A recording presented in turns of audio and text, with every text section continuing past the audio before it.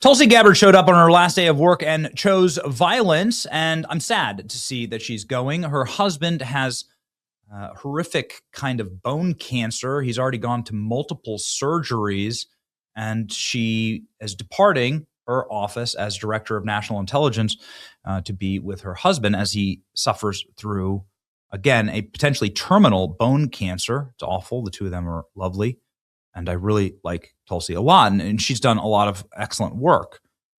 She's been exposing the deep-rooted hatred for the American people and some of the black ops of the intel agencies. Some argue that this is perhaps why she was pushed out. Maybe. CIA career operations officer testified under oath that COVID lab leak was deliberate cover-up. Dr. Fauci was in the middle of it, and that the intelligence community covered it all up, and they downplayed the leak on purpose. They knew what they were doing. They created the virus in the Wuhan lab. Now, if you look into where these biolabs were created and why they were created, it's a very, very evil tale. But you can reduce it down to this. When they passed the Patriot Act, the worst piece of legislation passed by the U.S. government in my lifetime, nothing else even comes close, they created a big carve-out for the development of bioweapons. But they said they were just doing it for peaceful purposes, right? Where have we heard that before? Well, Dr. Fauci was put in charge of it, and he got billions of dollars to funnel this program through the CIA to develop our own bioweapons. And he's so bad at his job, he kept leaking the viruses. And this was happening in America. There were leaks in New York and North Carolina and in Michigan in labs that Fauci was running. This was a nightmare.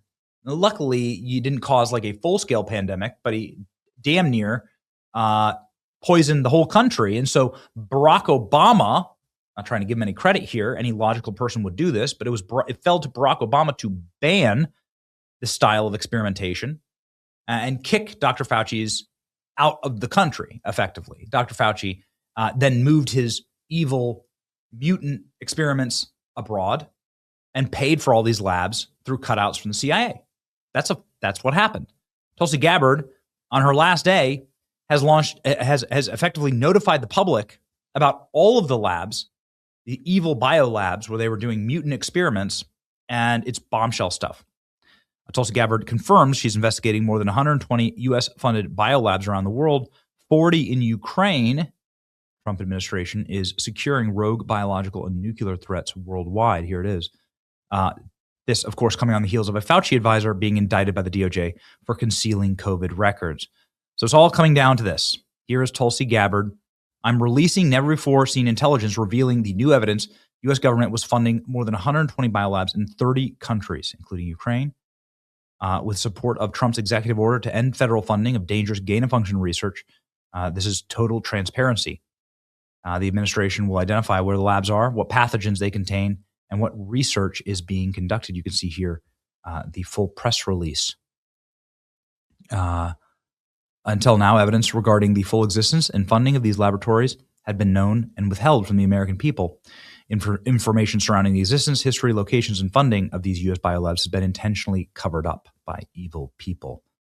So Tulsi lighting the whole place on fire on her way out. Tulsi confirmed the U.S. government, mainstream media, and powerful NGOs tried to destroy and cover up their bioweapons production. It was hell that we were all put through because they created the COVID virus.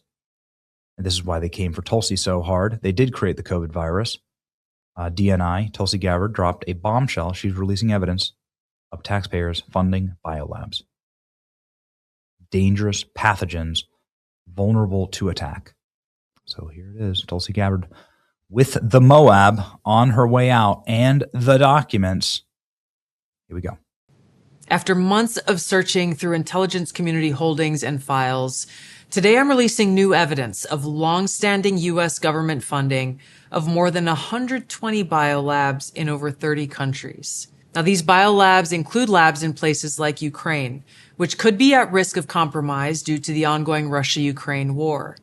In fact, the intelligence community had previously warned that a U.S.-funded biolab in Ukraine likely housed dangerous pathogens and remained vulnerable to long-standing threats of Russian attack, seizure, or damage. Now, until now, evidence regarding the full existence and funding of these laboratories had been knowingly withheld from you, the American people. Many of these U.S. government-funded biolabs are currently or have previously engaged in research using hazardous and highly contagious pathogens, and in some cases included dangerous gain-of-function research with very little visibility or oversight. Now, President Trump clearly understands the serious threat dangerous gain-of-function research poses to the American people. And this is why he took decisive action over a year ago. On May 25th, 2025, he signed an executive order to end federal funding of gain-of-function research around the world. Here at ODNI, I issued new guidance to the intelligence community directing increased collection on these laboratories and facilities overseas. And we're already seeing the results of this increased collection.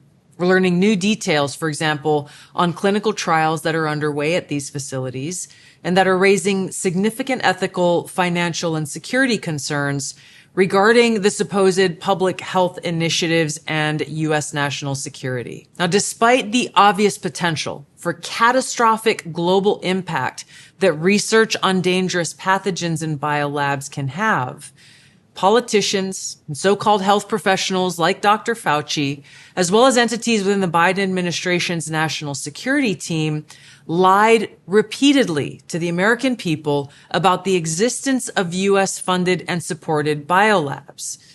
Not only did they lie, they threatened those who attempted to expose the truth. So this release today breaks new ground, as the information surrounding the existence, history, locations, and funding of these U.S.-funded biolabs has been intentionally covered up by very powerful people who falsely claimed that these biolabs didn't exist. Now, they accused anyone who says otherwise to be foreign assets and traitors to America. Now, ODNI will continue working closely with partners across the U.S. government to identify exactly where these labs are and what pathogens they contain to end dangerous gain-of-function research that threatens the health and well-being of the American people and people around the world.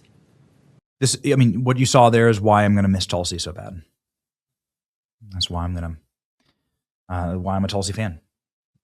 That level of clarity and also instinct for what the American public wants and who they want in prison. I just wish there was more time. I do. But again, her husband is under the knife and in active surgeries. And I think it's an honorable reason. Everybody else is swirling around saying there's all these other nefarious reasons. Maybe. But the reason that she has given makes a ton of sense to me. Any honorable person would be with their loved one, their spouse, their husband for this. Gabbard using what is apparently her last moments to release materials on the U.S.-funded biolabs.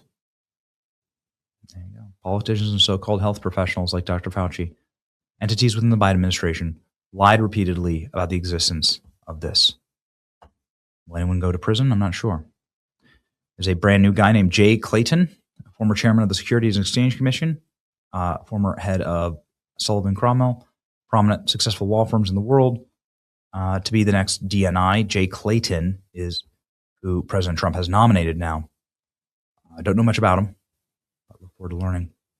It's your boy Benny. Like, share, and subscribe. Arrest all the deep state criminals that visited COVID upon us and destroyed the world as we know it. See ya.